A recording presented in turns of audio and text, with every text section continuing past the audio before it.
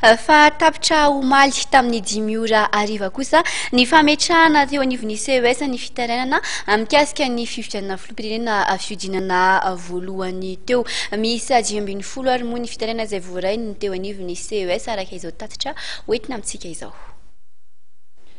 Fitarainana 10 no varany teo anivon'ny fitsarana manokana amin'ny fifidianana hatramin'ny omaly tamin'ny 10 ora ariva fe-potoana farany voatondro ametrahana amin'ny fitarainana momba fifidianana izay nitotsaina ny 20 oktobra lasa teo.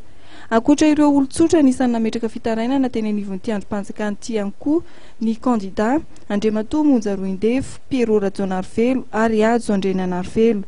Ny tsy nentitan'izy ireo tao anaty fifidianana filoham-pirenena fiojena voaloha izay notanterahana ny zoma 15 oktobra lasa teo ny fitoran'ny fitarainana.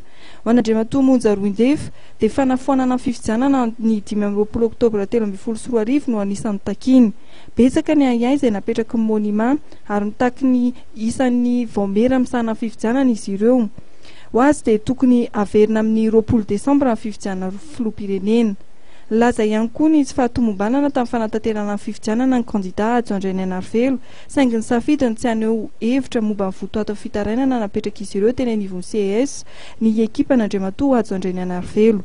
Manana 12 andro farafatarany ao aorian'ny amohan'ny senita valim-pifidianana vonjimaika ny CES amohana ny vokatra ofisialy ary mamoaka ny fanapa-kevitra momba fitarainana izay voarain'izy ireo momba fifidianana filoham-pirenena fiodinana voalohany. Raha atao ny kajikajy dia any amin'ny 13 novambra ho avy izao farafatarany no mamoaka ny valim-pifidianana ofisialy ny fitsarana manokana amin'ny sary fifidianana. Amin'io ihany koa no ahafantarana na iza ny fanafoanana ny voka-pifidianana ataon'ny CES sanatsia.